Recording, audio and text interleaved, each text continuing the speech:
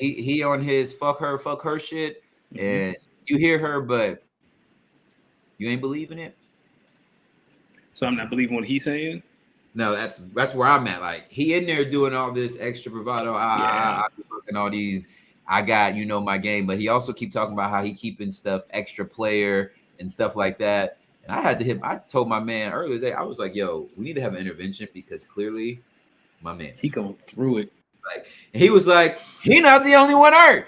Other man's the one that's been traveling. He's just as hurt. He's like, don't listen to that. He is depressed. There's no reason he's like, he is doing this because he is depressed. And I was like, I think they're both doing it because they're depressed. And they just don't know it. I think this is some sort of therapy between them. Yeah, it sounds like they just getting it all out. But you know what? I used to be I'm still in the group chat that was shit like that would happen. I just mute it. And I'll come back. I do mute it, which kind of gets into where I want to take this conversation. So earlier today, I'd had enough. Now, for the last couple of days, I keep saying, "Oh, y'all niggas, y'all keep having this dick measuring contest for no reason." They keep saying, that's gay. You ain't gotta say that, do you? XYZ. So today, I say it this morning, and it becomes evident. What I'm saying becomes even more evident because they're holding the group chat hostage to their conversation. They are literally holding the group chat hostage to their conversation. So I go in there and say, dogs. So I go in there and say, yo, what did I say? Oh, I said, are the Spurs ending the Blazers season? Question mark. Because mind you, these are people, these are people like I'm trying to get as far away. Yeah, from that. Trying to change the conversation, and they were like, "Shut up, nigga." Nah, so one of my other homies, my man, who crazy leader word, he responds, yes. And so then a beautiful bro thing happened.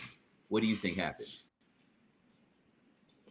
They apologized, I hope? No. Even better. You're trying to get the conversation away from this freak bull ass shit, this conversation of ego. You're trying to get it back to something that men can collectively come together and engage with. So you go in there with a sports topic. 100%. And what's the best thing to happen with a group full of men when a sports topic comes in? A debate about who's greater than another. Boom! Booyah! Let's go. Soon as because it starts off with, because if you know that one person in here, because everyone in this group is like different fans of different NBA teams. So if you ask a question, yo, are the Spurs ending the Blazers season? And the person who responds is a Suns fan. All you need, the person who responds to you is a Suns fan that says, yes, Blazers out of here. They joining us. Luckily, if you just so happen in the same group chat to have a friend who is a really, really big Blazer fan and is from the Bay, so he still loves the Warriors. Okay. What starts off as a Blazers versus Suns, because they did play in the play-in for the right to not play OKC. So that starts a little debate, which then turns in. So then here I come with a little kerosene and gasoline. I come in there and say, ha ha ha, I'm making jokes about the Suns, but then I say, I shouldn't even say too much because that's going to be the Lakers in the next round, assuming that we do go on and beat the Rockets and we play the Thunder. And so because the Lakers have maybe the greatest player of all time on their team, I mean, this is an easy debate. Bron versus Jordan is the black version. I mean, it's the new age version of Bloods versus Crips. I mean, I'm gonna be honest with you. All you gotta do is just throw a little goat word out there. Next thing you know, who to go, bingo, and they are fighting. And so what this debate turned into, it went from, because I said, yo, I got Bean tatted on me. I got 24-8 tatted on me. I don't think Kobe Bryant is a better basketball player. Like straight, I don't think Kobe Bryant's was a better basketball player. God rest his soul. But I do think Kobe Bryant was a better winner than LeBron. Okay, I can see where you're going with that. But I think LeBron's the better basketball player. So start off as that, which then shifted to I don't know if we should be compared. No. that turned into somebody, my man who's from the Bay and also a Blazers fan. What name do you think he brought in there into this GOAT conversation? Shit, I hope he didn't say nothing about no. Come on, man. From the Bay, even though he's a big Steph. Lakers fan. There's only one person. There's only one person from the Bay that plays for a team in the Bay that you would bring up in a GOAT conversation. Steph. So my man says, "Hey, be honest with y'all, I think Steph over LeBron in the GOAT debate." Whoa, that's crazy. Set this group chat because everybody in there was like, "All right, I ain't even a LeBron fan, but shut this nigga up." No. Yeah. Oh my. And Bron came back 3-1 against him. That conversation is over. So here's the thing, though. He made a few points in there that I was like, "Damn, touche." So he said, obviously the 3-1 thing, and then everyone's favorite rebuttal. He went and beat y'all so badly, you went and got KD. Y'all was so scared you had to go get KD. My man said, "True, but KD didn't win before Steph, and he ain't won after Steph. So tell me who you really think is the most important player there." And I said, but you can say the same about Kyrie.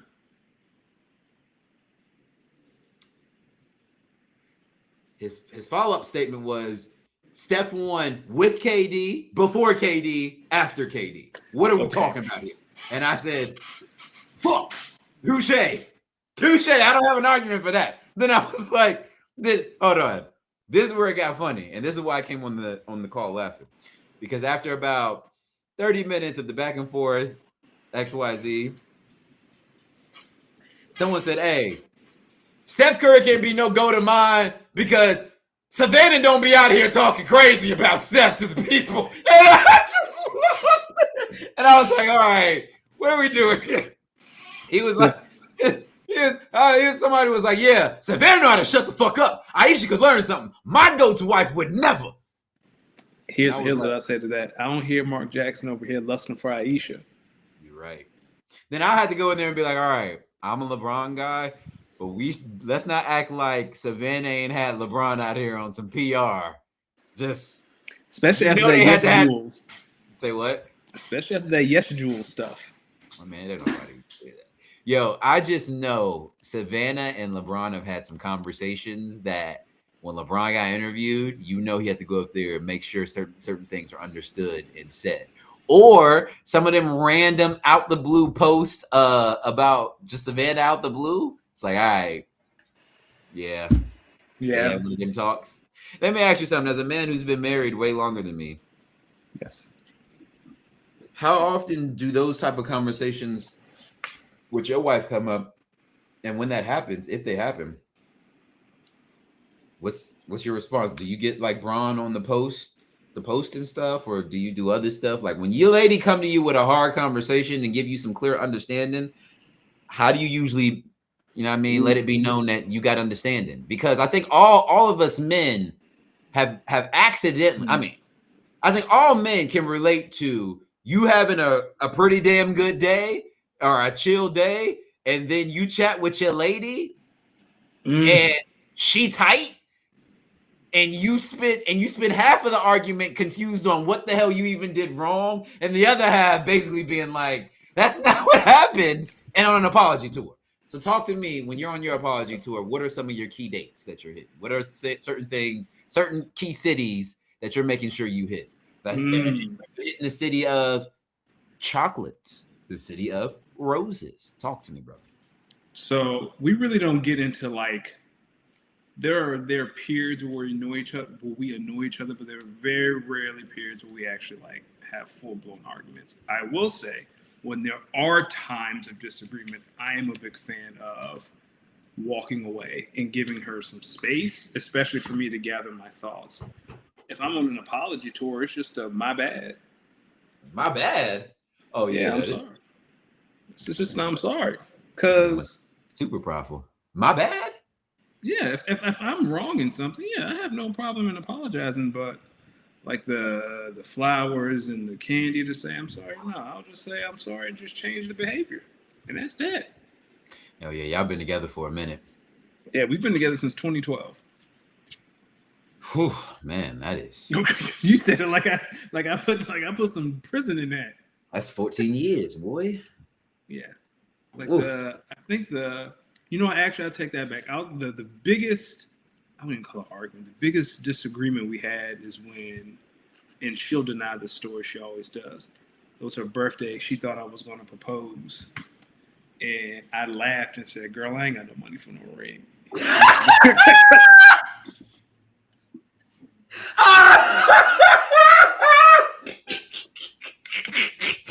That might be one of your funniest bars ever, actually. Yeah, I can imagine that didn't go over well on those ears. No. So that was her birthday's in June. We were engaged by the following April. You went ahead and fixed that. She gave you some understanding. Now, what did she say? Don't play with my emotions like that.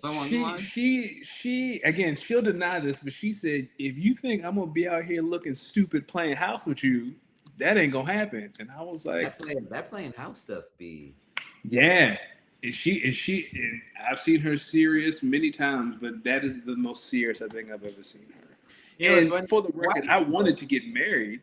I just didn't have a job that made enough money to save for a ring. But I got a good tax refund the following year, and I took that money and I went and bought her a wedding ring. I mean, an engagement ring, not a wedding ring. So my thing is,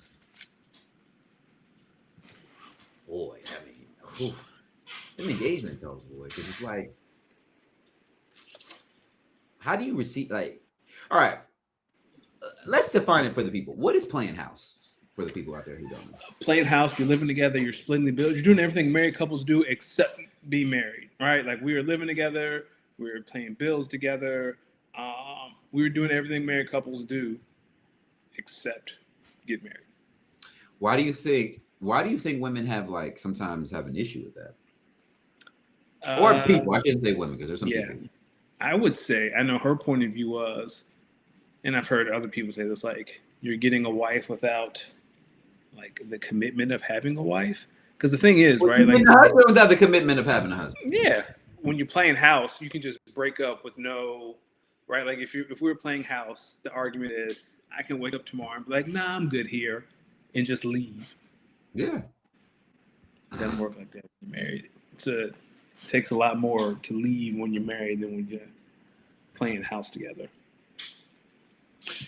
You know, it's funny because sometimes I think about a previous situation, which we talked about. Yep. Nauseum.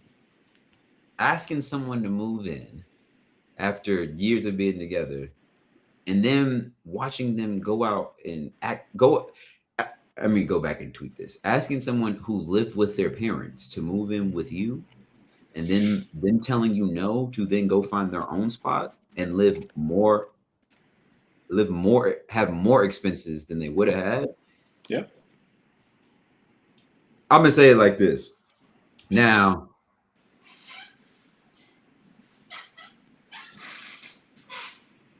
the girl I'm chatting with now, the girl I'm talking to now, seeing right now. Mm-hmm. One thing she told me was, I can tell you've never been with someone who likes me as much as I do, who likes you as much as I do. I think you've dated people who enjoy you, but I don't think you actually dated someone who really likes you. And I want you to know, I really like you. Oh, that's a bar. It made me think, because I was like, all right, well, what's the bar that she was trying to get at? And just hearing your conversation there and hearing what your wife said, it's like, now I think I get what Shorty was saying. She may not be saying she's trying to move in, but what I think she's saying is she wouldn't leave me hanging. In that situation, she go to figure it out. So I guess sometimes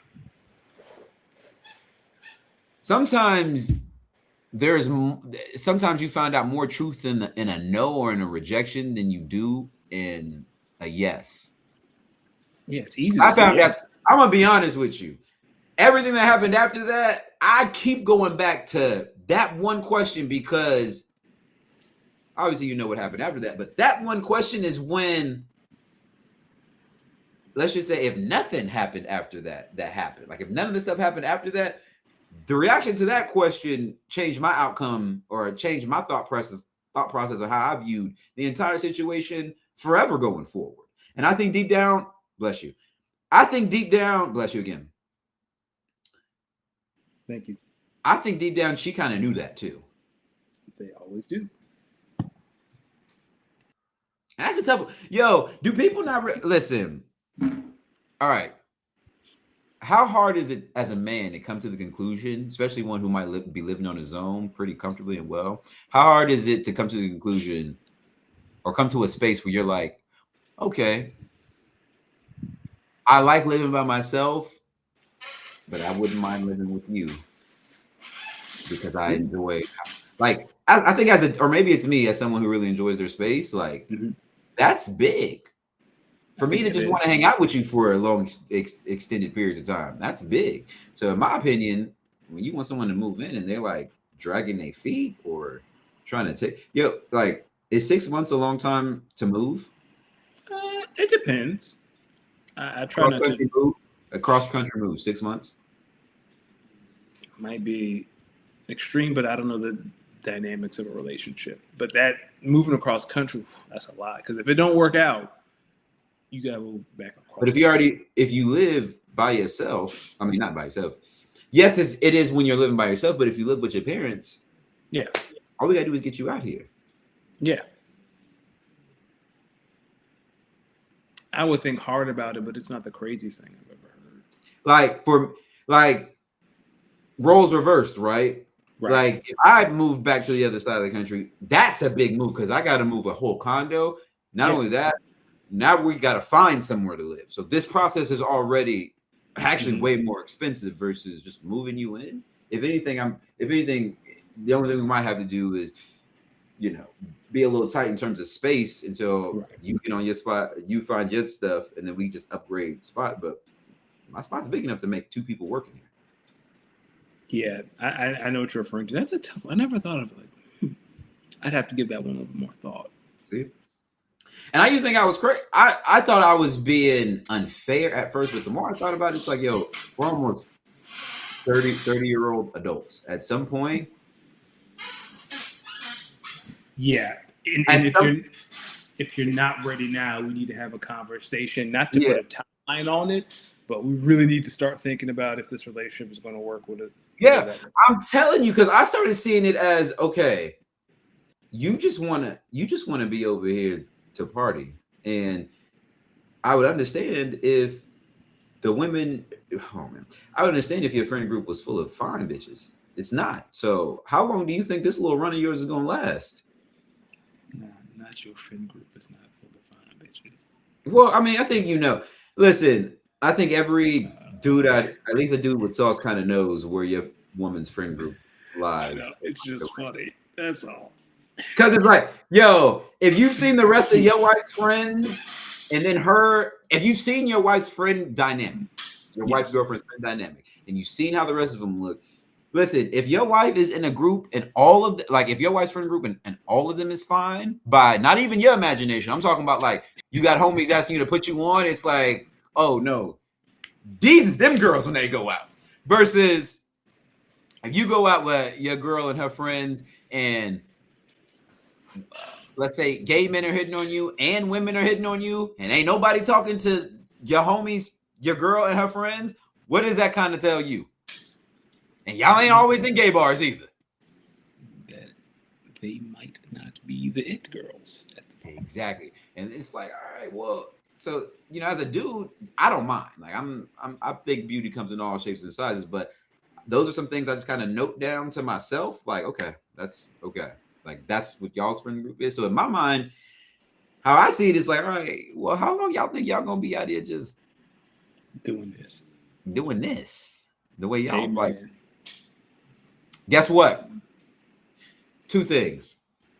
One, my old buddy who trying to play both sides of the fence, that old punk ass bitch ass nigga. Guess what story? Guess what Instagram story I saw him on? Hers. Mm-hmm. And I was like, oh, y'all deserve each other. This is the fucking. So are they? No, honestly, I don't care. I don't know, nor do I don't care, because I guess what I'm trying to say is after seeing that, it was like, yeah, some people just are built on different principles. Like some people are built on different principles than I am. Like some people are crazy. I mean, but Hey, you called it. You called it. it reinforces it honestly makes me realize I not only was I vindicated, I was not wrong. No. Now, a year later now, you went out, like let's just say you jumped out the window for something. A year later, someone keeps all lines of communication open. Then they basically said, and they did all that to say, hey, if and when you think you got this proof, lines of communication always be open. Please catch me up at any line. Guess what? I ain't seen not none of. Proof? None at all. It's beside Diana Rossini's proof. Huh? It's beside Diana Rossini's proof. Exactly. That she was on a French trip. Exactly, a friend's trip. So it's like, all right, well, this is just like I'm telling you, the second thing I saw though, outside of man's being on the story, still doing the same thing. Literally, still doing the same thing. So it was like, okay. Yeah. Oh well. Oh, that was almost my third N word, and we 20 minutes in. My bad. It's like oh well, it was like you just don't get it. You just don't get it. But you know what? I want to look in the camera when I say this. Shout out to all the mothers / wives out here that are teaching their daughters how to be wives. Real wives. Hard to take advice from how to be a wife from women who were never wifed. Ladies and gentlemen, welcome. What did Push say? What Push say? What he say about Drake mom? How she a winner, but she keep coming in last place. What are we talking about? Like you hold on. Now I gotta look it up. Yeah, he got him with that Sandy bar.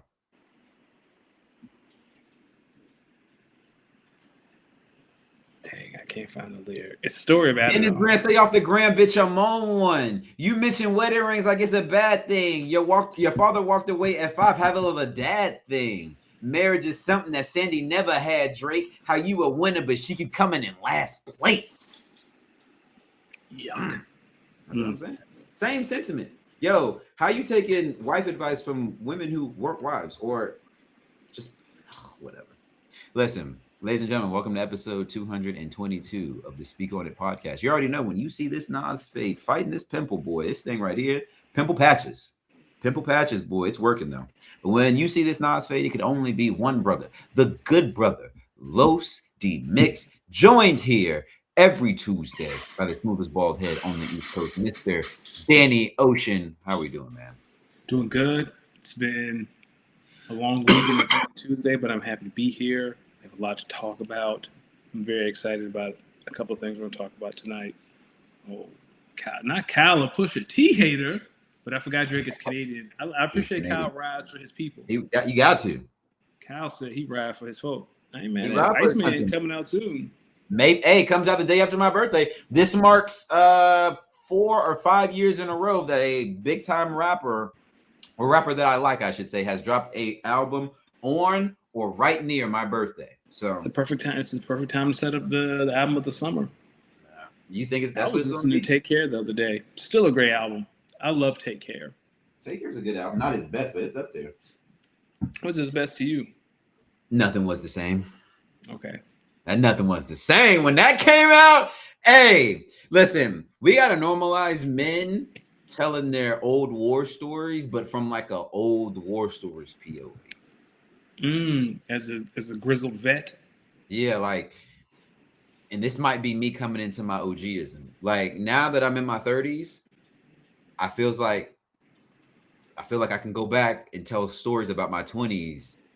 But my 20s and my late teens, but like my war story days, just like you can tell stories about your 30s and your 20s and your 40s, maybe even your 50s. So I just entered my late 30s, but nice try. I appreciate the sneak diss. What was funny is I didn't need to add on that back part, but I was like, all right, it was an easy one. Yeah, you got to keep it going. I respect it, but no, just entered my late 30s. But you probably still got some old war stories that you can be like, nah, yeah, but these can't be told. They can't be told around your lady because you don't want to mess up some timelines. Things you told. I don't. I talk about that openly. I don't care. Well, some of us don't want to talk about every game we played in because then you got to start explaining. You got to start explaining some game checks that some folks didn't know you had. Oh, nah. Hey, that'd be the one part. If you really, that'd be the listen,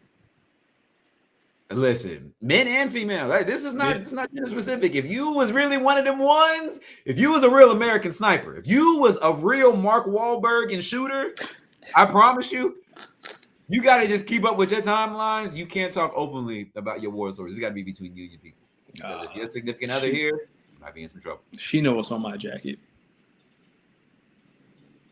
I want to let it be known to any woman that I might marry, you will never know the full extent of my jacket, and I ain't ever going to admit to it.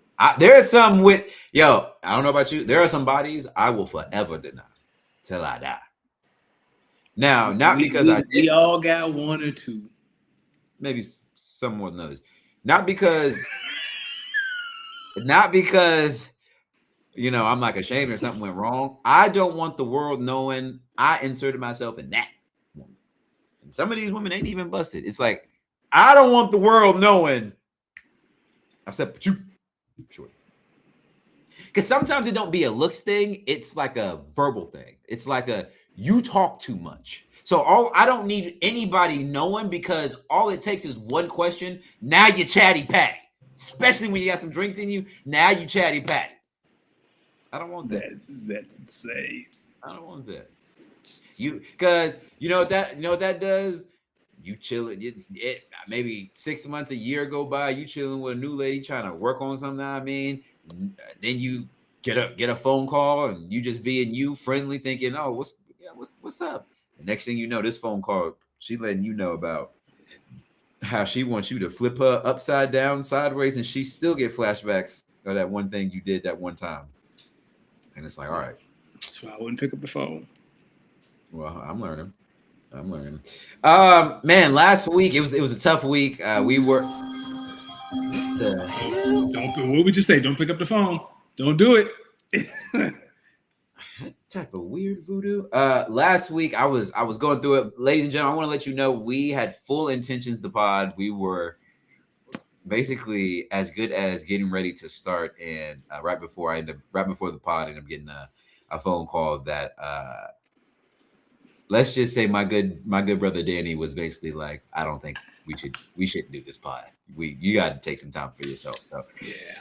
Hopefully you all are able to have a great friend in your life like I do, because my man Danny Ocean, he was a great friend last week, and I'm feeling a lot better this week. Well, somewhat better. And hey, ball up top, and we keep going. That's right. Now we at the ball up top stage. We keep going. Speaking of balls up top, pause. In this era of just talking about us being unks, WrestleMania a few weeks ago, I feel like it was the end of a few eras. We saw the official transformation of John Cena from never before seen 17 to this is the new John Cena that we're going to get from now on. Unless it's one-off matches, this is the new John Cena we're going to get for the foreseeable future. And on top of that, it's over, Brock Lesnar. Like, we are at the end of the Brock Lesnar era. Even with the allegations and stuff, it was crazy just to see him. It's like, yeah, we done here. You know, it's funny. I'm glad you brought that up. It's how I know people do not care. People drag Vince's name through if you mention Vince McMahon, it's basically like mentioning CHRIS space BENOIT. Yet in that, Brock Lesnar's name was in there, and everyone was kind of like, who? And I mean, it works out. He's going on his retirement tour. I mean, basically his retirement tour. Do you believe that was all unscripted and they didn't know? As soon as he did That's a good question. So I have seen that. Well, been watching wrestling long enough to know that whenever they do this is the universal sign that this is real. So Brock did that. So my question is, who knew Brock was retired? Brock knew. Paul, because Paul was crying. I think I think Oba that's realized. it. I think Oba realized it as it was happening. So do you think it was supposed to be a squash? I think this match was supposed to build up Oba, so I think Brock was going to lose regardless. Yeah. I think I'd already been hearing the rumors that this might be Brock's last year. Okay. I've also heard some rumors that they wanted Gunther to do the retirement thing, and I think Brock may have caught wind of that and decided to go out on his own accord. Also putting Oba over.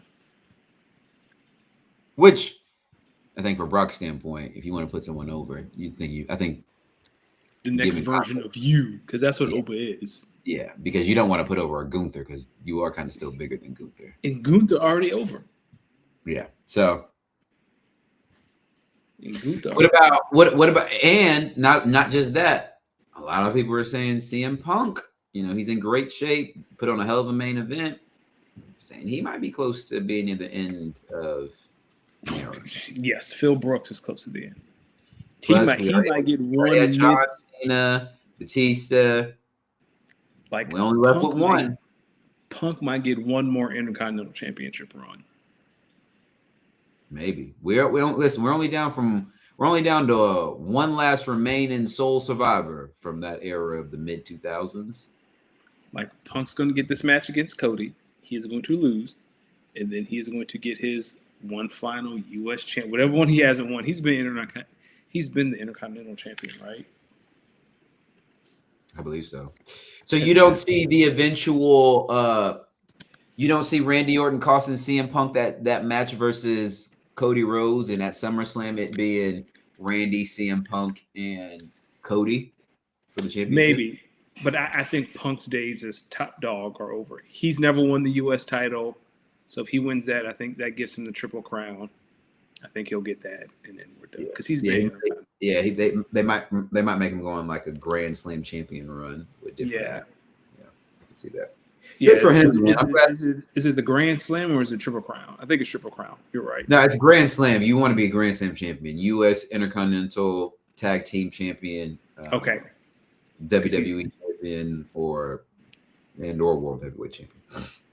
So, I think that's the only thing missing out of his trophy case is the U.S. title. Yeah, which wouldn't be bad. He'd have to get to SmackDown, which if he's fighting Cody, he might end up there anyway. So. Yeah, because Trick has it now. I don't see him beating Trick, but he probably can't beat else. Yeah, he can't beat Trick. No. Yeah. So I don't know, man. Wrestling, we're really at the tail end, man, of what was.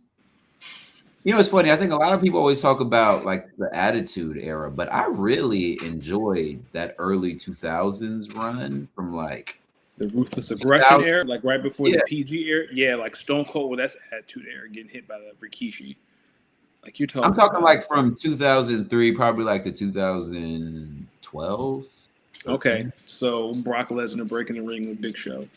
Yeah, probably up until honestly, I would say 2000. I would honestly extend that to whatever WrestleMania Brock beat The Undertaker. Okay, that was 2014. Yeah. Yeah. I think from then they kind of went to a little PG era, and then they had like the Women's Revolution era, and now I think they're in I guess you can call this the Netflix era, the TKO era, where the worst era. I think it's the one where I don't think it's the worst era. I think it's the era that they have so much visibility in terms of the inner workings, and everyone kind of knows there's so many insiders. And there's so much splendidness of, real from wrestling that. I'm talking about TKO. It's. I guess what I'm trying to say is there is because there's so many cooks in the kitchen. I mean, because once you make this a public company and you get bought out, I mean, there are other people at stake here who are trying to sell tickets, and I think Triple H, he's trying to do his best from like a wrestling standpoint, but TKO, they do own the company. Yeah. But The Rock is on the board, which is even funnier. Mm-hmm. We'll get back into wrestling later. I will say, in terms of overall records, I did nudge you out. Pause by one. One match. All right, let's start off in the NFL. Last week we had the NFL draft. Let's go through who you thought were maybe some of the biggest winners of the draft. I don't want to sound biased, but the NFC East, man, like I feel like every NFC East team got one of them ones. The whole Ohio State defense is in the NFC, some form of fashion. Sonny Styles is in DC. Ava Reese is in New York. Caleb Downs is in Dallas. I think the NFC East as a whole just had a really good draft overall. Like, I think every team got better. All right. I tried to let you get it. All right. I hear you on the NFC East, but you are being a little facetious because you're trying to include the Eagles in there and you're lying. You're right about the NFC East. You right about the NFC East. Leave the Eagles out of that because I don't think they were a winner. Why don't you think the Eagles were a winner? I think they got a really good player in the first, but I would say all players taken in the first round are good. So hopefully you just swing. They have an offensive tackle. They got line depth. Come on, man. Eagles had a great draft. Y'all had the worst of the 4 drafts in there. I wouldn't say that. I think the Commanders had the worst of the 4 drafts. No. You don't think so? No. Because they no. I would say I think it went Dallas, Giants, Commanders, Philly. I do think, but I will say though, of the 4 teams, I would say y'all's first round rookie, I believe, probably has the most opportunity to be a star fastest because he's probably coming on to the best team out of the 4. Oh no, I'd say Caleb Downs. Caleb, because Christian Parker was the Eagles DB coach, like he turned Cooper DeJean into an All-Pro. Caleb Downs is his Cooper DeJean. Smart player. I mean, it's a good player, good pick. I don't know, man. I think those 3 teams in the NFC East one draft day. I would say I honestly thought the Raiders. I'm starting to see what the Raiders are doing. The Saints. I think the Saints are slowly trending to get better. So excited to see what they're doing. I am not of the consensus. I think the Rams were a big winner on draft day. Okay, I'm listening. To people, I'll go a little deeper on that. To all you people out here who say you could use this player you could use this pick for XYZ immediate help, touche. But now you're asking someone to come in and contribute immediately on a team that was a bad pick away or a bad fumble away from going to the Super Bowl. They lost the game by 4 points. So we're talking about finite margins. You know what this team desperately needs? If you start looking 2-3 years down the line, Matthew Stafford's not going to be here. So it doesn't matter who you pick right now. If 2-3 years from now, the guy who leads the team leaves, you're putting this team in a very, very, very bad spot. So you get the quarterback now. Packers keep telling y'all you draft quarterbacks when you don't need them, and stupid people out here keep telling this. You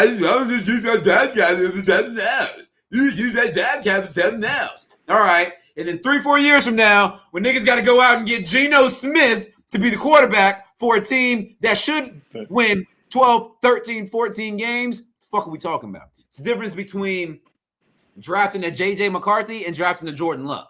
You draft a fucking Jordan Love. If you see your guy and he's there and you can tell he can run your offense, you draft him now and you worry about some things later. Because you know what happens? What if he doesn't start for the next 2-3 years? That helps you out. Because if he comes in and does what he's supposed to do at the position that you picked him at, especially the quarterback position, then when it's time for that extension, you'll have a little bit of bargaining to not be able to give him full, but you should be able to improve his life so that he feels good, at least gives you enough window of opportunity to load up around him. Then, boom, after that, maybe 2-3 years deal is done, smack him on the head with a bigger extension. That's how you're supposed to do it. And that is why a lot of y'all's GMs out here are ass. And why your teams are bad. And why you always have a new QB every 4 or 5 years. I don't know what that's like. Well, you got about a year left. You got about a Hey, year I left. have the best GM in football. You got about a year or two left. I'm gonna tell you, and we're In gonna the get. two Super Bowl This is rings. actually going to some of our biggest losers. Now, this has nothing to do with the draft, but it does. The Patriots are one of my biggest losers. Mike just Vrabel, losing I all the just way know around. you was sick as hell just having to. You couldn't be there because you in some damn No, he counseling. could be there for day 3. He was there for day 1 and 2, Yeah, but took but teams are Saturday built on day off. 3. Teams are built on Come day on, 3. dog. Other teams that were losers, I wasn't really the biggest fan of what the Cardinals did. No, not at all. And that's nothing against Jeremiah Love. Not against Jeremiah Love. Yo, I completely forgot. These fucking fools went out and signed Tyler Algier. Tyler Yes. Algier like a two-year deal earlier this season. What the fuck Tyler was that? Algier, Adam Schefter said he signed that deal thinking he was going to be the lead back, and then they drafted Jeremiah Love, and he's in the same spot he was in Atlanta behind Bijan. That don't make no sense to me. It makes zero sense. And why would they do? They could have saved that money. They could. Yeah, he's a top 5. He drafted number 3. His contract's fully guaranteed. He's one of the top 5 paid running backs in the NFL already. It's not a good use of resources. Like, you could have traded back and picked him at 6. What do you think? All right. Here's the funny part. He's not a QB. Nope. He's not a defensive lineman. He's not an offensive lineman. Nope. Which means this guy, like your quarterback, is very dependent on who you have in front of him. And I don't think the Cardinals are all that good running the ball last year. No. That's what I'm saying. So is this going to be an Ashton Genty? Yes. And to Kyle's point in the chat, do I feel better about trading 101? Kyle, I am elated. I've been doing these mock drafts. I win regardless. It doesn't matter. Yeah, it's funny because if you have the one-on-one now, I guess if someone has the one-on-one in their rookie draft, you can contemplate not taking Jeremiah Love at You one-on-one. could. So I'll say this. If Jason somehow goes Fernando Mendoza 101, I'd be okay taking Love 102 or 103. I'm perfectly fine with that. Or passing over him altogether. I don't know. But so if you passed on who? Fernando Mendoza or Jeremiah oh, Love? no. Like if Jason took Carnell Tate or Fernando Mendoza at 101, like what would I do after that? And you're saying you're probably so okay. You're of the mindset that at 102 or 103, Fernando Mendoza will be on your team for sure. Yeah. If Fernando Mendoza does not go 101, he will be on my team. Okay. 1,000%. And then you'll just get Carnell Tate. He gonna be on my team. Okay. Now here's what I will do between me and Carnell. You gonna look good in that Las Vegas uniform, boy? No. I've already talked to him. He gonna be on the team. That's what I'm saying. So like if Jason takes Fernando 101 or Tate 101, I think that gets very interesting in regards to what I would do. I'm trying to get what is that 106 from Jason. I don't know if he's trying to. You're gonna have to. I've been trying to jump up because I have 204. You have 203, I believe, right? Or 202? I think I have 203. I think you have 203. So I've been working out trade packages that I might send you if I could jump up a slot. Listen, I have a player in mind that I want to jump back into the first round again. I don't know if I have I don't know if I have the capital to go get him. So I'm going to be honest with you. I might be playing the waiting game, and I might be sitting at my phone just hoping this guy drops. I don't think he will. Well, you can have a conversation with me because I have 201. So I have 201, 204, 301, 302, 309, 102, and 103.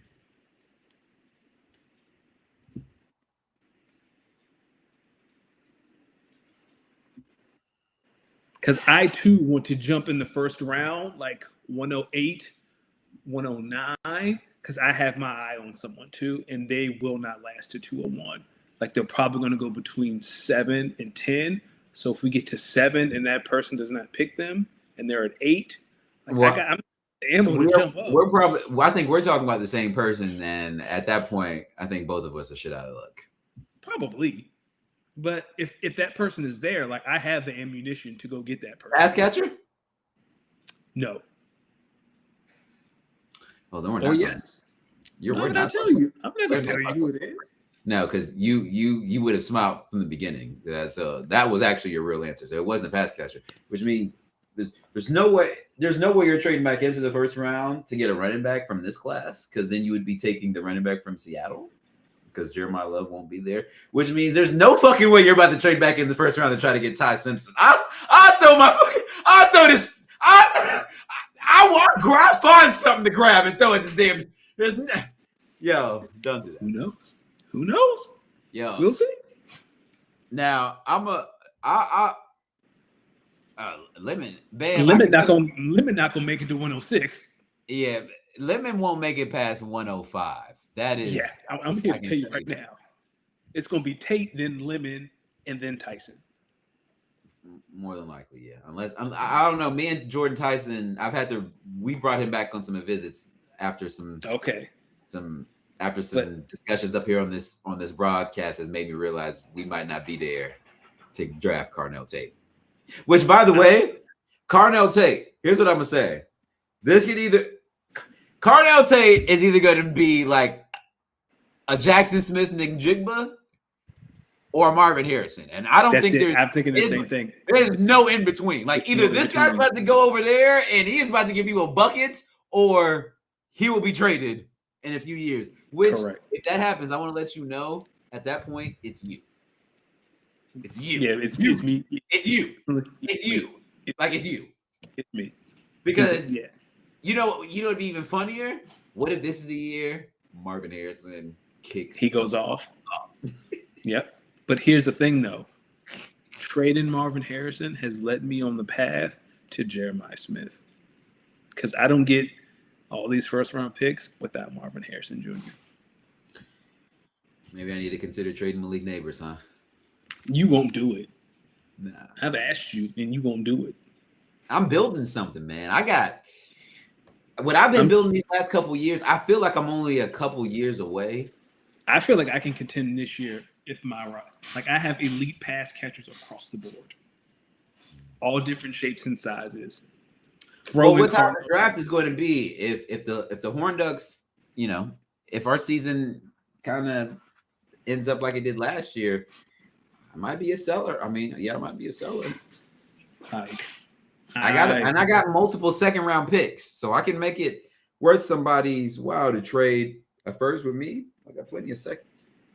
Yeah, see, Kyle said he's open to trading 108 or 109, so maybe use some of those seconds. Okay.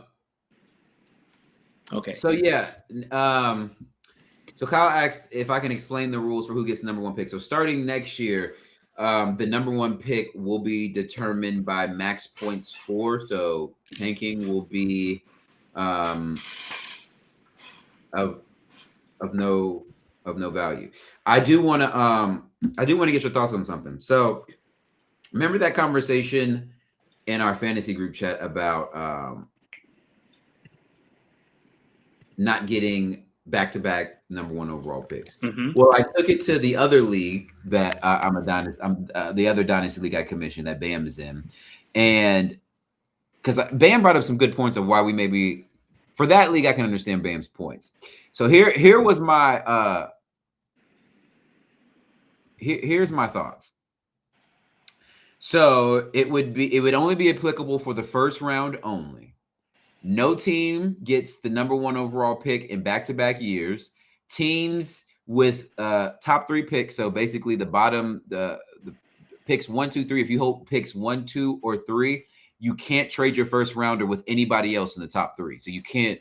So if you got the number one pick, you can't go from 1 to 2 or 1 to 3. The only way you can't get the number one overall pick in back-to-back years. So if by chance you were the max points for 2 years in a row, you get moved from you go from 1 to 3. 2. Oh, not even 2. Yeah, no, you go just from one to straight three. You go straight to 3 because I'm not doing that. Or 1 to 2. Or 1 to 2. It would honestly. How did the league take that? I like 1 to 3 because that really de-incentivizes No tanking.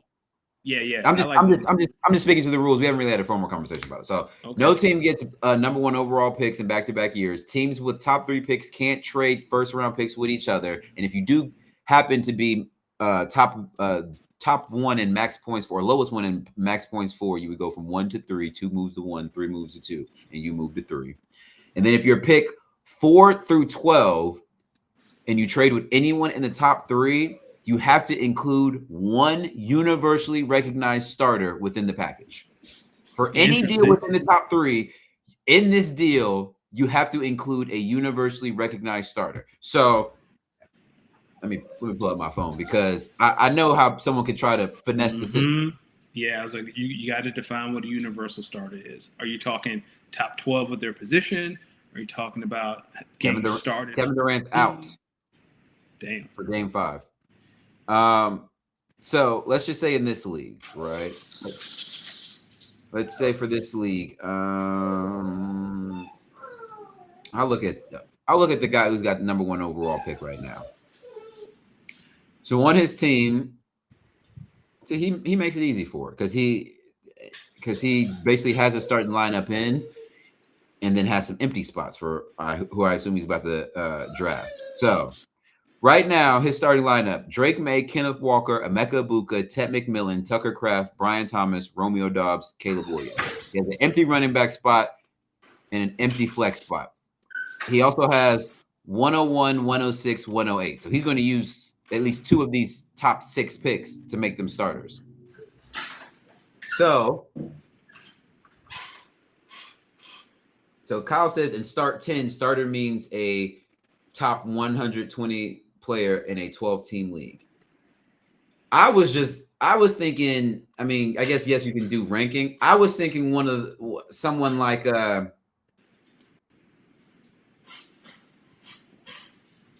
yeah, that the hiccup is going to be, what's the universal starter? Top 50. If I have a shitty roster, I can say, well,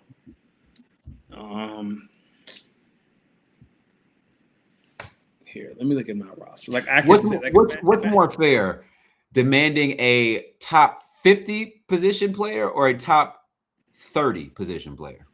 Well, I would say, for example, last year, Ted McMillan was number 16 overall. So in my eyes, if you had 108 and you were trying to get 102, then at basis you would have to trade a Ted McMillan, 16 overall, maybe a Emeka Ibuka, 23 overall as a wide receiver. So what you could do is you could buy position. So top 10 tight end, top 25 receiver, top 7 quarterback, right? That. Like you could do tiers like that. I like that.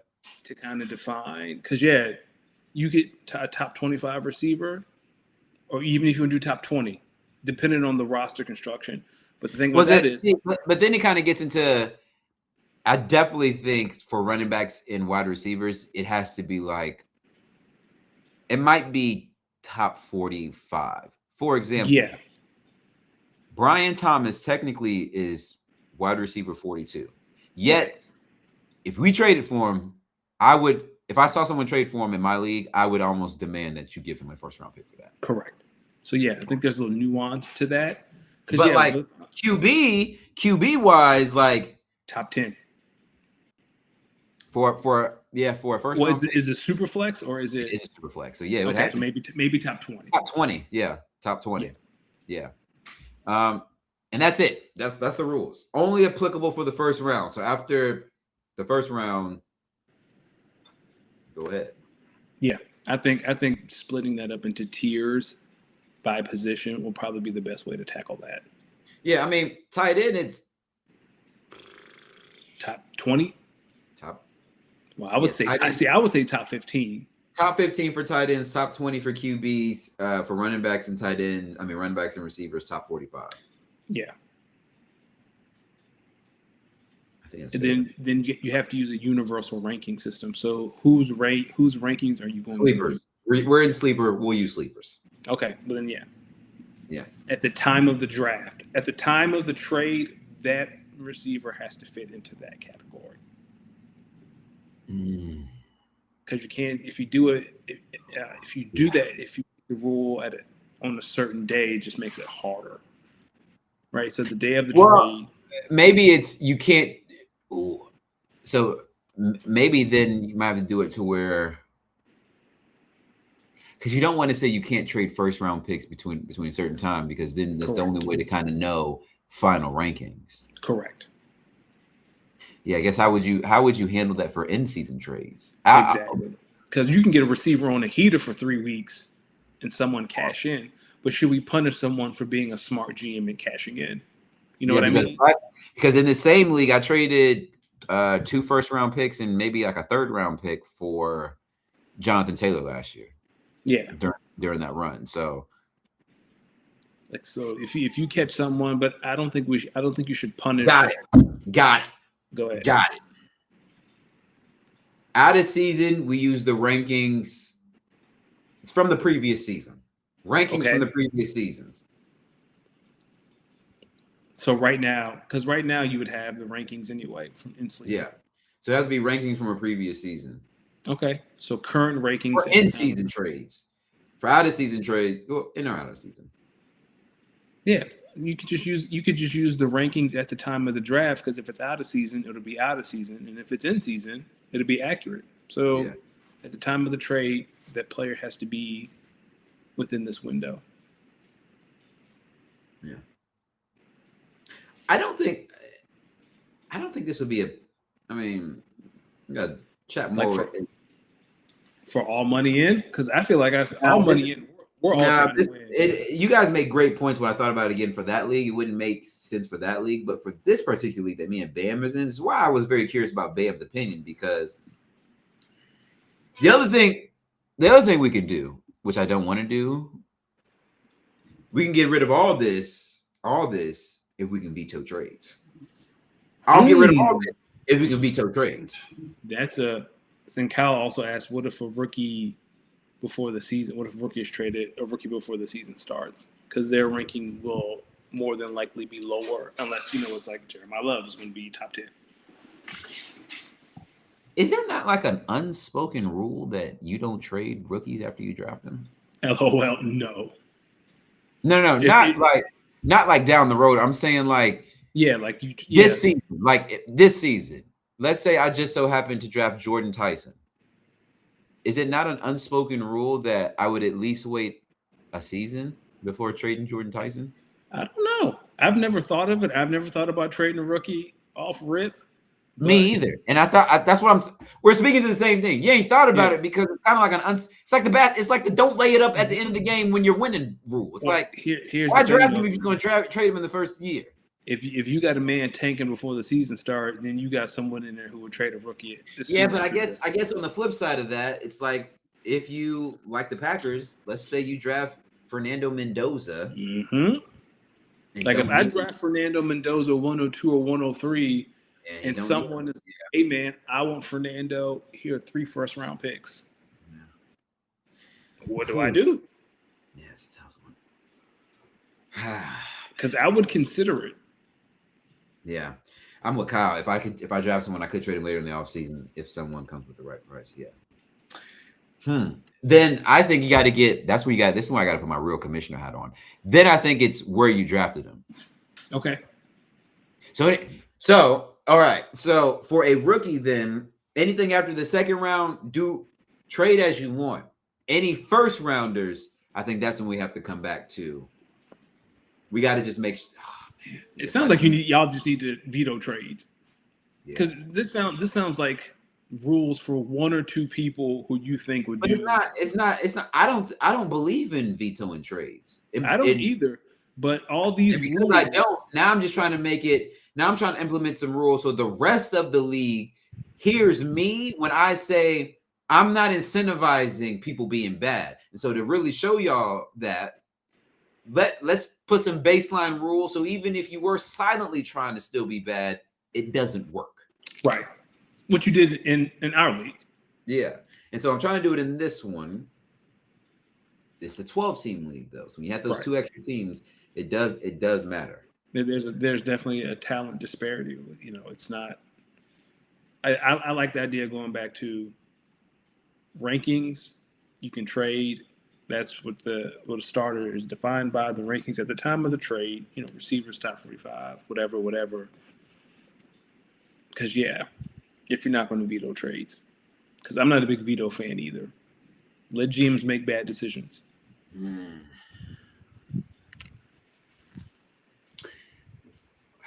Because it's like,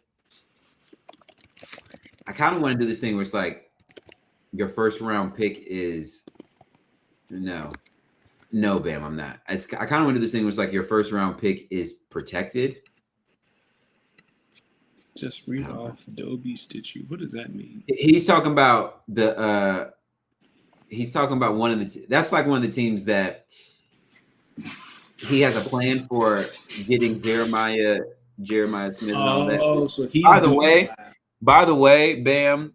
After watching the NFL draft, my man might be onto something. He might be onto something. He might. Bam? No, not Bam, Buddy, because he's been hell bent on getting Jordan Tyson, and he's been making basically Jordan Tyson and Jeremiah Smith, and he is hell bent on making sure those players end up on his roster. He's going to get Jordan Tyson, but I can tell you, he may have fell to the perfect team for that tanking to at least work out, which led me. That's why I was in that group chat saying, hey, he can do whatever he want. The fantasy gods will handle this. Yeah.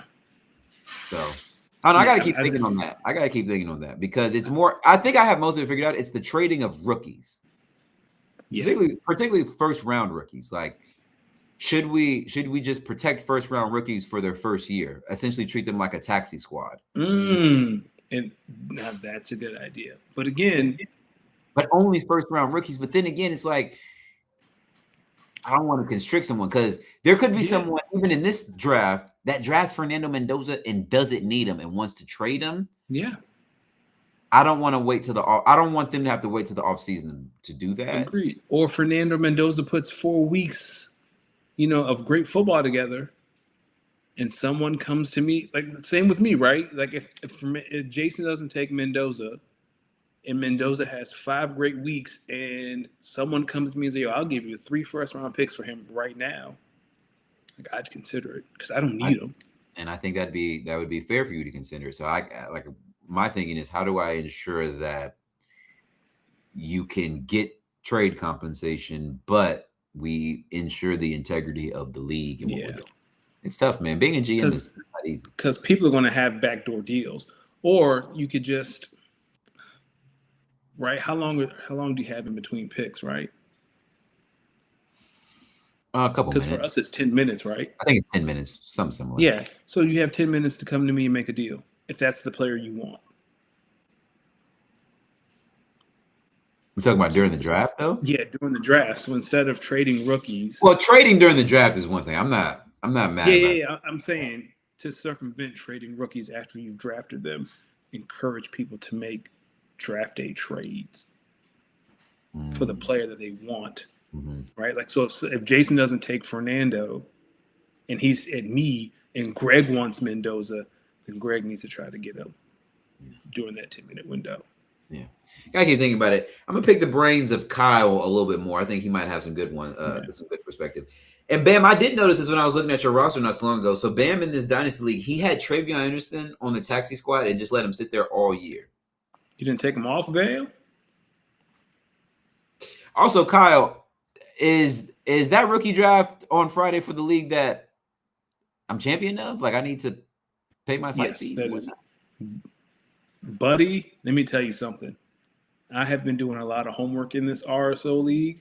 I just got to do a mock draft to get myself ready to see how the user experience is.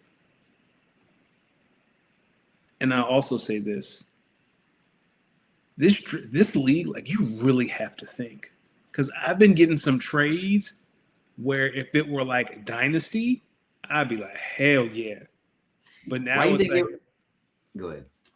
But now if you make the trade, it's like How long is their contract? What's the salary cap? Because what a lot of people I noticed are doing, they're trying to do salary dumps and trying to get draft capital for players on the last year of their deal. And it's like, no, I'm not doing that. Why do you think the more I think about it, I am listen, it may not, I mean, it was only maybe like a $30 entry, so money is money and I'm happy, but that is one of the more impressive fantasy championships I have ever won. And I thought about it maybe like a month ago. Yo, dog, I didn't know what the fuck I was doing on a week-to-week basis. Even when I was drafting, I was just using ball knowledge with stuff I've learned from Howie and just try to combine it for like salary purposes just to get my top dogs. And then like I let the computer auto draft the rest. Are you kidding me? Like a lot of vet minimums and whatnot. And I'm looking at some of the valuations and money I got for some of these deals and whatnot. It's like, and I did this with no true super flex second QB. Joe Flacco had to come in there for a few weeks and give me buckets. Like, I have contracts written out like the max I'm willing to offer my targets. That's funny. The max you're willing to offer in target, I mean, in money is hilarious. This is, hey man, I'm gonna do all this and lose. Like you tell a story like that, and I'm sitting here doing all this homework, and I'm gonna be in last place. Mm-hmm. Yeah, man. I'm looking at it right now. It's like, yeah. Like Josh Allen at 3 years, 139 million. Brees Hall, 2 years, 112. Josh Jacobs, two. Listen. Yeah, I need to get back on my Grizzly. Got to let y'all know who the real champ is around here. Okay. Bam said it was week 3 before I realized I could start 2 QBs. Bless your heart. Damn. Let's run through a few of these NFL headlines before we get into the NBA. Texans give Will Anderson a huge extension. Shout out to Will Anderson. Cowboys gave Brandon Aubrey a big extension, making him one of the highest paid kickers ever. Hey, say what you want about Jerry. One thing he gonna do, he gonna take care of his players. If you except if your name is George Pickens, who still has not signed his franchise tender, and he ain't got no choice. You ain't got no choice, George. Do you think George Pickens will be playing the Ravens in Brazil week 3? Do you think he'll still be on the team? I think he will. I think he's gonna play on the franchise tag. I don't think the Cowboys are gonna trade him. This is what Jerry does. Trent Williams and the Niners agree on an extension, so good for him that he's still able to continue to get money playing at a high level. Yep. You mentioned it earlier. Diana Rossini has officially leaves the Athletic, while Mike Vrabel is checking himself in an institution for a clinic for cheating. Listen, I don't believe in double standards, but I'm so glad this one falls on the men in our favor on this one, because shout out to my brother. Pick my words with this one. Shout out to the men out here. Shout out to the men out here.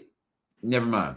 Mike Tomlin is coming to work for NBC. I'm excited. I think he's going to get some real commentary. I give it a year. Mike Tomlin will be back in the NFL. Not only is Mike Tomlin coming, but he kicks Chris Sims out the booth. Yeah. Oh, wait, Chris Sims left? No, Chris Sims is still at NBC, but he's not on Sunday Night Football anymore. Mike Tomlin taking his seat. Oh, they announced that? Yeah, but Chris Sims is still going to be at NBC because he does Pro Football Talk with Florio. Oh, wow. Interesting. Damn, I know Chris Sims was tight. Or maybe he wasn't. Because Chris Sims, he sometimes be doing like the color commentary too, doesn't he? Not on Sunday Night Football, he doesn't. Yeah, he's but like usually in studio. Is that who be with Ian Eagle on the NBC games? That's what's the old Cowboys coach? Jason Garrett? Yeah, Jason Garrett. Jason Garrett does Notre Dame games with Mike Tirico. Ian Eagle, yeah, it's an older guy. I know who you're talking about because they did the Eagles Packers game when they were in Brazil. Mm-hmm. Yeah, that's not Chris Sims. That's an older guy. I think that's the guy that does Saturday Night Football for NBC, the Big Ten games. Oh shit! Because Ian Eagle does those games too. I think it was those two. I got that wrong. Oop, my bad. OBJ and Giants reunion looking real. We'll see. The Giants, they trying something. And Biggest one. Speaking of wide receivers, Yep. it gets funnier and funnier. This breakup between AJ Brown and the Eagles that is to come. It is. It's also funnier that this is all hinging on the June 1st date. I don't know why. Like it's all hinging on. Yo,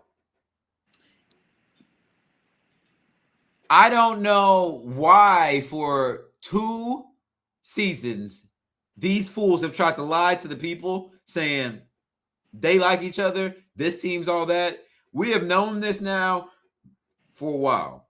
AJ Brown don't like playing there. He don't think his QB can throw the ball. We watch a lot of the football games out there. We know his QB can barely throw the football. AJ Brown is the one who's late to this party. Okay. This is so bad, people, that they won a fucking Super Bowl together. And they still mad. He's had 2 All-Pro seasons. Okay. He's been in for 4. 2 All-Pros. He's been an Eagle for 4 seasons? Yeah, he's been since 22. He's been an Eagle for 4 seasons. Been to 2 Super Bowls, won 2 All-Pro seasons, 4, whatever. All I know is when he gets to New England, he better ball. He better lead the league in receiving. And I don't want to hear a word when it's week 17 and they're fighting for a wild card, bro. I don't want to hear it. Don't do that. I don't want to see no cryptic tweets. I don't want to see nothing. Going over there. Thank you. I'm still an AJ Brown fan. I have a signed AJ Brown jersey that I'm going to hang in my office. Like, I still love AJ. But going over there. He signed it? Huh? He signed it? Yeah, he signed it. How you get that done? I'll tell you off air. I'll tell you how I got it. But, yeah. Love AJ, but you don't want to be here. That's fine. No hard feelings. But come week 12, 13, and the Patriots hovering around 500. All right. Okay. All right. That's up. What is it? Why is it that? See, it's funny. People always talk about Cowboys and drama. Why don't we ever really talk about how loud and dramatic playing for the Eagles is? I don't know, man. I feel like there hasn't been. Mind y'all, I didn't mean to cut you off. Mind y'all, T.O. did sit-ups in his driveway for Tony Romo. He almost beat Donovan McNabb ass after the Super Bowl. He said, I'm playing on a broken leg and you throwing up, motherfucker? What? You throwing up and I'm running on a broken leg? Like, why don't we ever talk about just like how chaotic some of these Philly sports and athlete breakups be? Because it be funny. Well, you know what it is? The fans love you until they don't. Yeah. Like they love you until they think you've turned your back on them. And then it's just poison.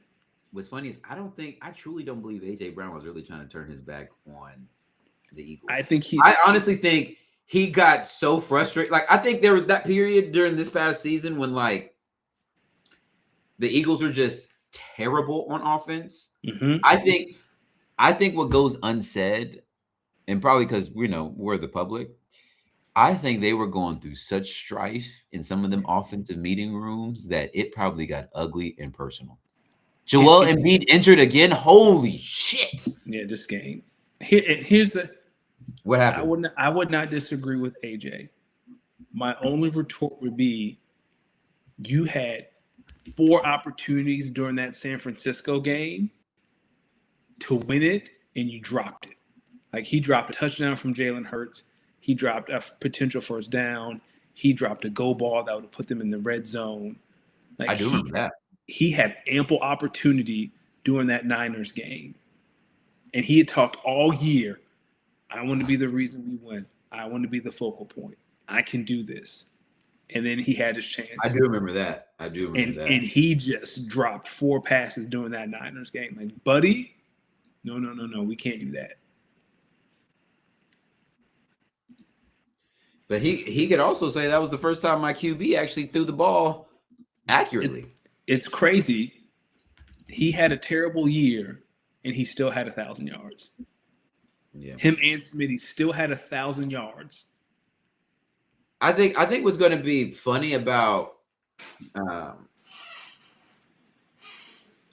what I think is going to be funny about Jalen Hurts is watch next year. Jalen Hurts, like watch Smitty go out next year and put up numbers. He is. Smith, Jalen's going to pass for 4,000 yards next year. Probably. Jalen's going to be top 10 in passing next year. What's fun? I bet you Jalen Hurts. No, not even Jalen Hurts.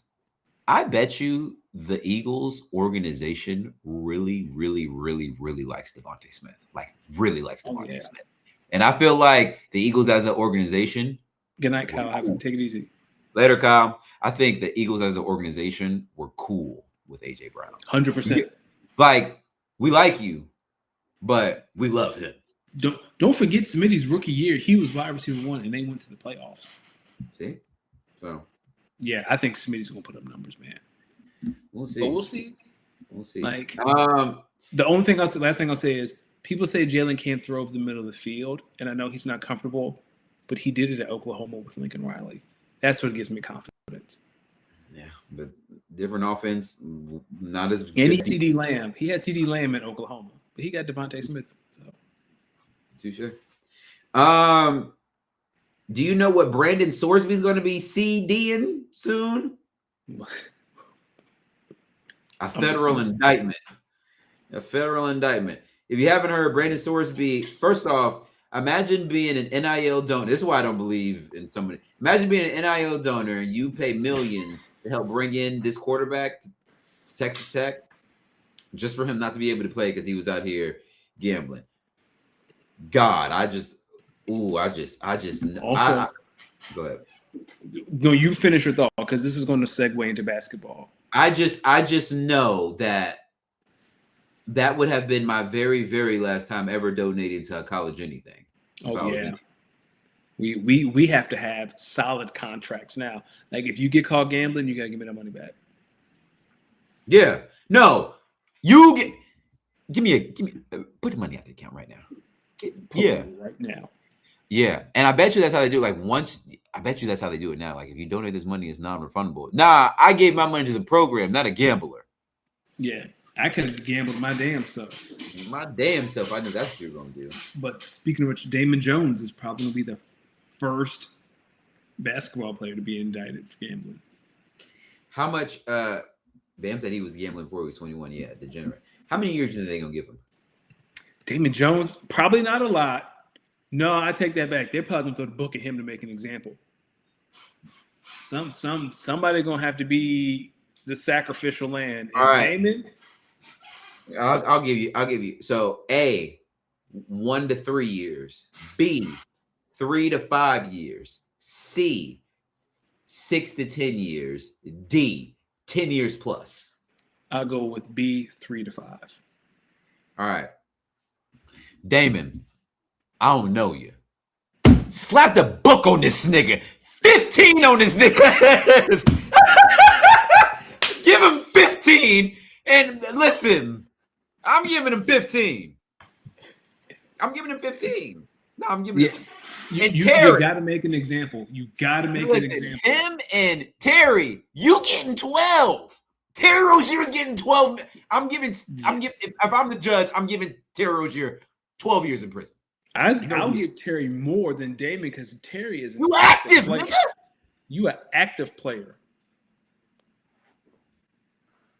So I would give Terry more. Congratulations, Wemby, on Defensive Player of the Year. Congratulations, Nickeil Alexander-Walker, for winning Most Improved Player of the Year. We both called Wemby. We both called Wemby. So that's, I think, I can be honest with you. Unanimous. First player ever. I would take $100 out right now and bet on Wemby winning Defensive Player of the Year next year. He's that good. He's that good. Come on, Jalen, get up. Pat Riley not retiring, still committed to bringing a championship to Miami. Do you see a Miami Heat championship in the next 5 years? Yes, but I love he called a press conference to tell people he's not retiring. He's still as honored as he ever been. I ain't never seen no one hold a press conference. I ain't gonna know it. You just know he is a narcissistic mother. He gonna die in the office. He gonna die in the office. He like I'm not Pat Riley might be a married man, so I'm not going to finish my statement. But I think Pat Riley like said about Bam. What? He said, "I'd only trade Bam if you offer me like 5 first-round picks in Wemby." Yeah, I'm with him. Yo, let it be known. Yo, and you notice why he said 5 first-round picks, right? Because that's was like 3 or 5. Listen, 5 first-round picks is how you flip the league on its head and ruin it forever. Thank you, LA Clippers. Oh, just because Adam Silver is introducing some new tanking rules, I want to let everyone know. Everyone thinks I think Adam Silver is more anti-teams like OKC than he is anti-teams like Washington. Really?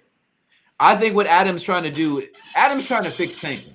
The only way we fix tanking first, we got to cut the head. We got to cut the head off the other end of the snake. Why do you think people keep tanking? Because they see the end of the snake up here, and they're saying the gap between them and us is so big, we have to go to extreme measures. So let's start to dice this up. Let's cut the snake at the head first.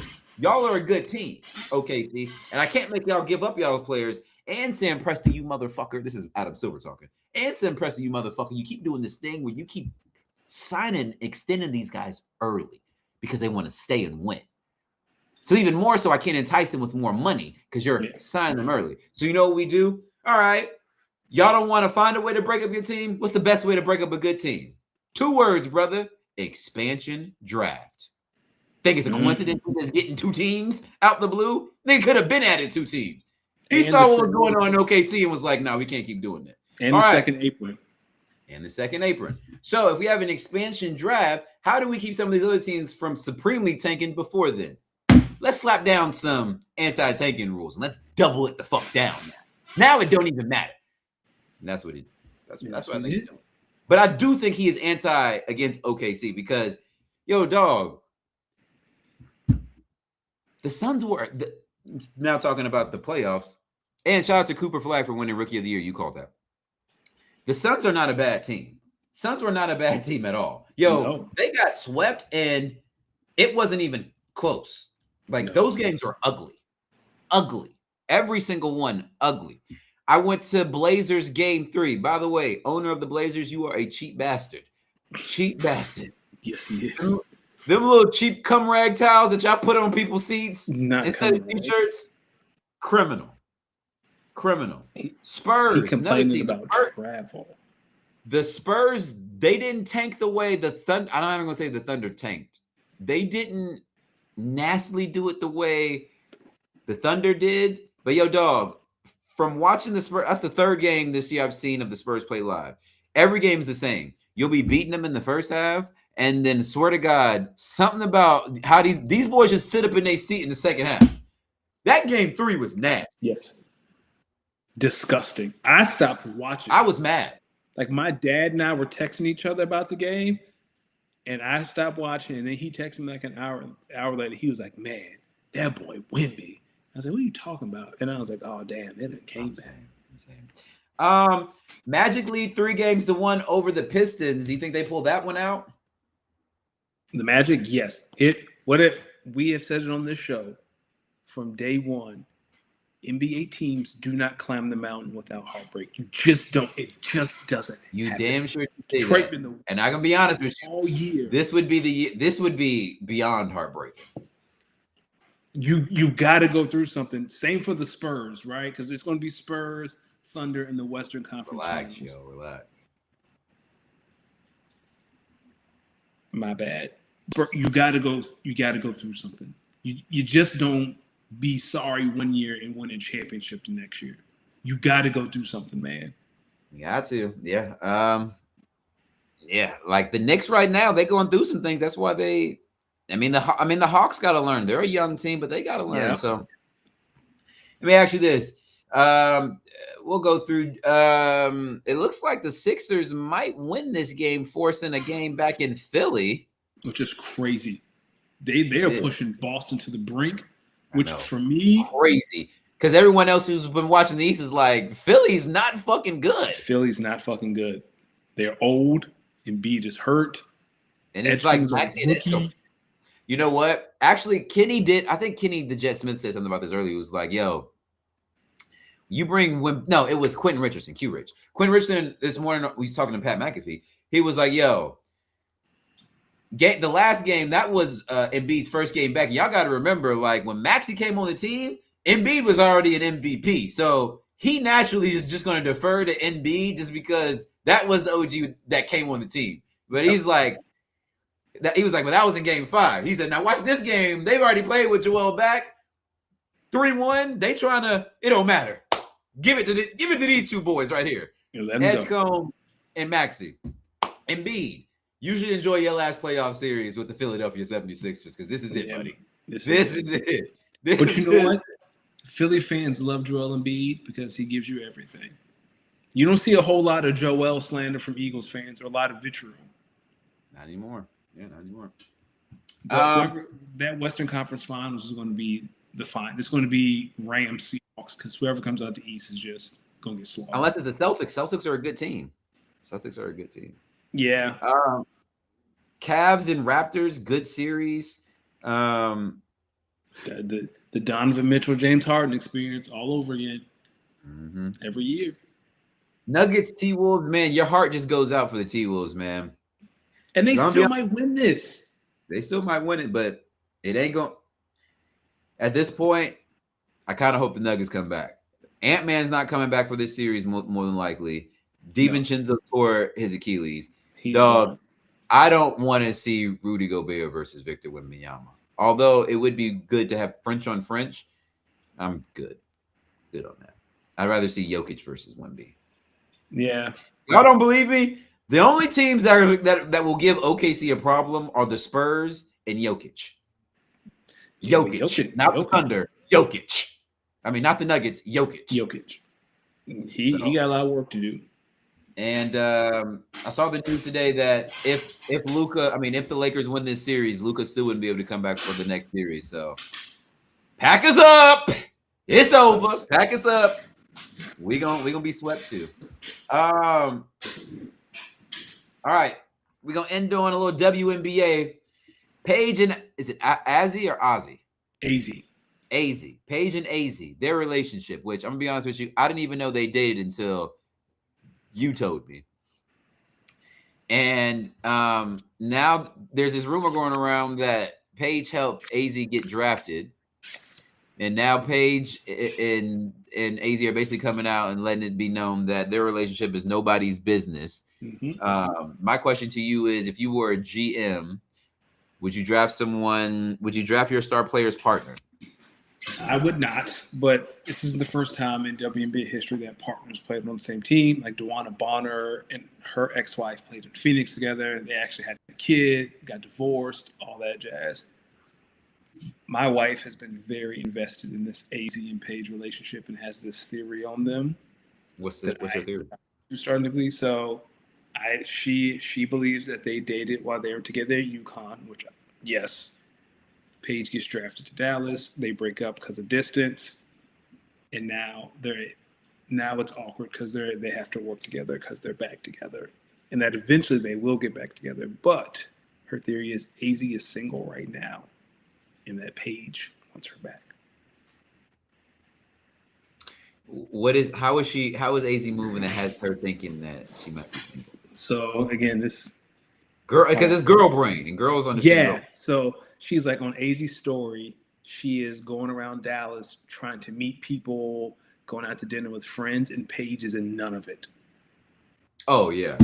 And she was like, "If Paige is your partner, you would know, and you would have friends in Dallas because Paige's friends would be your friends because y'all are together." So she thinks they broke up. She thinks Paige asked for the breakup. This is where it gets interesting. And that now that they're working together, that it sounds like Paige may regret breaking up with her. She want that old thing back. But here's the Dallas drafting her makes sense, but it doesn't make sense. They're going to play 3 small guards. You signed Enrique to $1 million contract. you're going to play with 3 small guards, and only one of them can defend. Paige ain't guard nobody. Ricky ain't guard nobody. So what are you going to do? AZ can't guard everybody. So I don't know. I don't know. What are before we get out of here? Yeah. What are 2 or 3 ways you know that your old thing wants you back? They always peep your Instagram story because Instagram stories tell you who looks at it. That's number 1.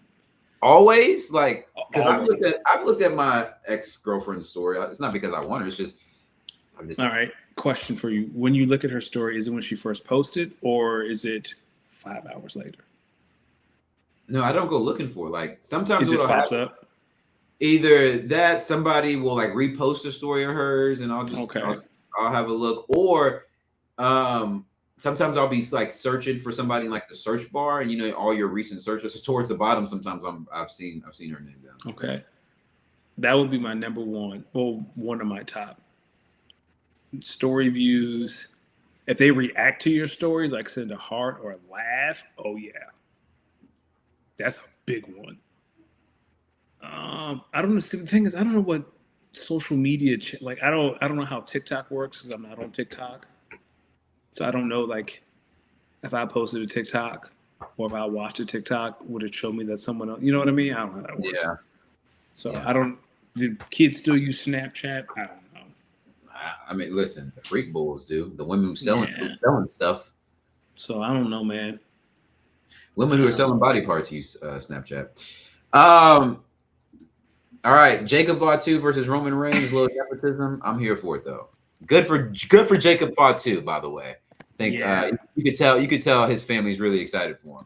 I kind of forget like wrestling is such a family that these guys aren't really heels. Like if you Jacob Fatu, you can tell he was out in these streets, but you can tell he's a big family man. So it's like you be hearing them, you be hearing them go crazy. He's like a family man. So I don't know. Danny, let the good people know where they can find you, my good brother. You can find me _pod. You can find us on Twitter.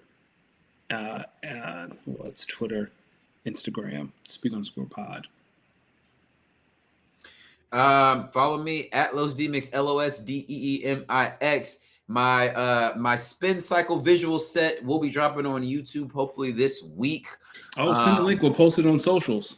There we go. And I'm working on some other stuff. I've been posting more and more DJ content, just more and more and more. I think people I just DJ. I mean, I was DJing a lot that I just was like, people will hear. All you gotta do is come hear me play. But I'll be forgetting about the power of social media.